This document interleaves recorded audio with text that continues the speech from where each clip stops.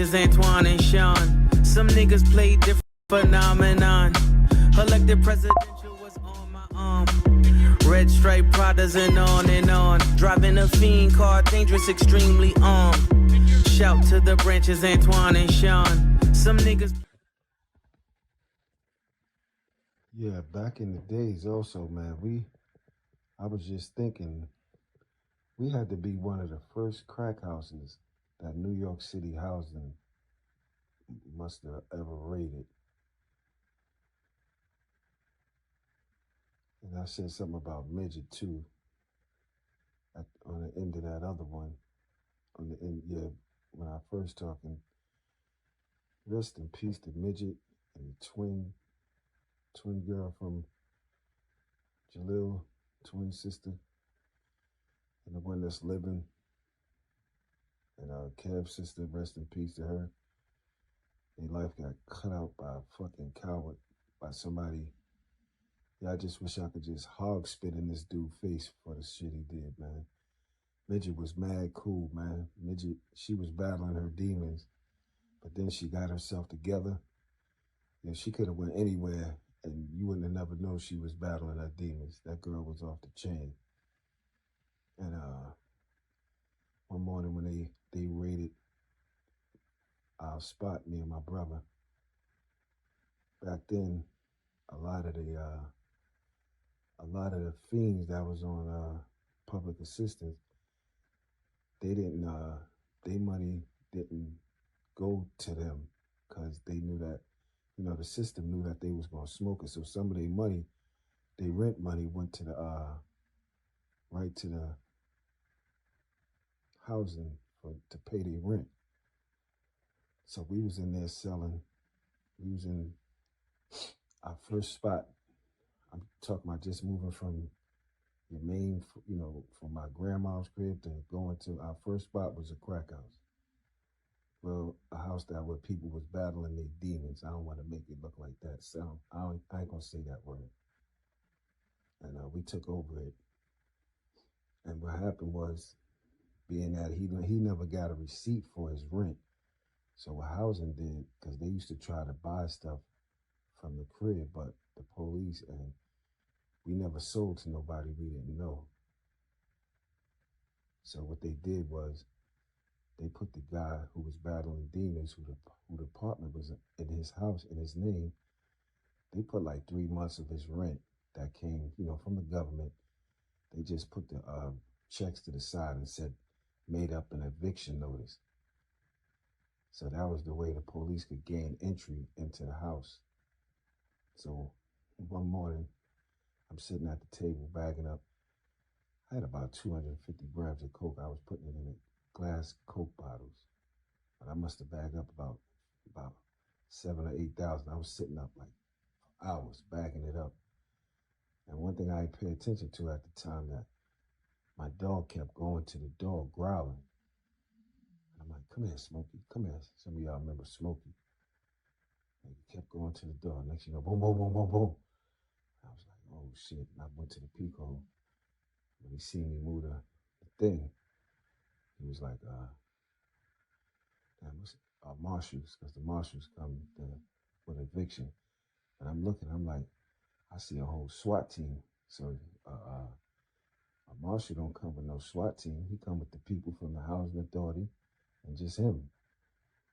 So I'm steadily putting we putting shit in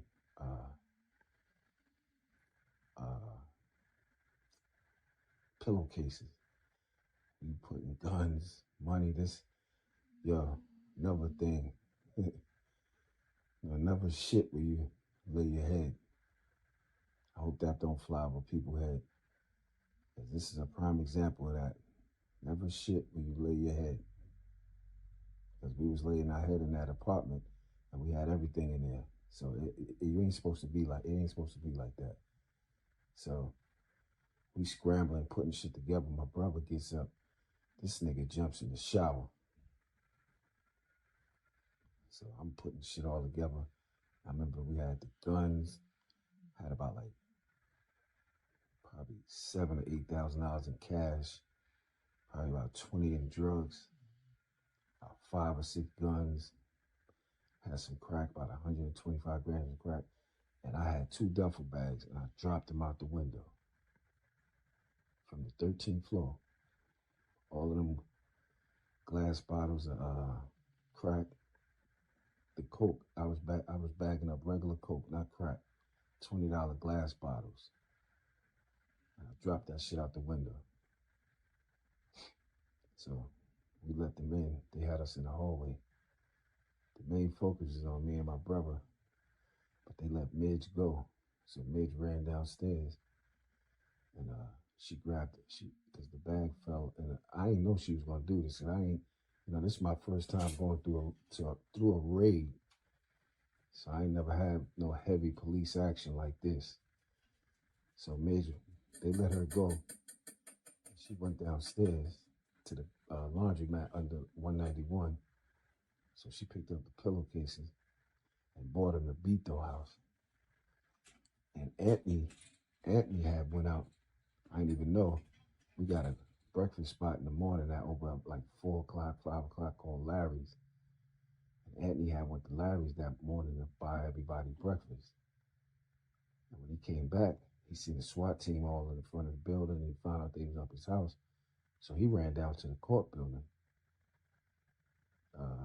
Something with housing, and trying to figure out what's going on. And they told him he had an eviction. Matter of fact, when he got upstairs, the marshal was telling him this is an eviction. He's like, "What kind of eviction is this? My rent goes straight to housing. No, you ain't pay your rent." So he ran down to the housing authority and found out what was going on, and they had to come back and shut that raid down, because they was just hoping that they could stumble on something by gaining entry. They just wanted entry in that house. So if they could just stumble on something, now they got probable cause to go even further. But the crazy part was, Reggie ran down there and grabbed the pillowcases, ran to Beto house. Rest in peace to Beto too. And when everything cleared, Midge was like, "Shon, I got everything in Beto house." I was like, "Oh, yo, I love you, Midge." I was like, I didn't even know she was going to do that. Midge was a trooper, a real hardcore. I miss that lady, yo. So anyway, it's crazy because that's the way we got away. And they heard how we got away, because within a week, they raided a spot in 202. If you're from the projects, you know who, that my man, but I ain't gonna say their names, him and her, 2 people that ran the spot up in 202. They was throwing shit out the window. Police was right under their window. Now, just keep going, collecting all that shit. So that's how I know we had to be one of the first, raids in New York City when it came to that crack era, because they wasn't under the window. But when they heard how we got away, every time they raid a spot, they make sure they find out the window location, because motherfuckers love to throw shit out the window and flush the toilet. They shut the toilet down. You can't flush it. You ever flushing your toilet and it ain't working, you better start thinking, hold up, my shit get ready to get raided, yo. Yeah. That's how it is in New York City though. But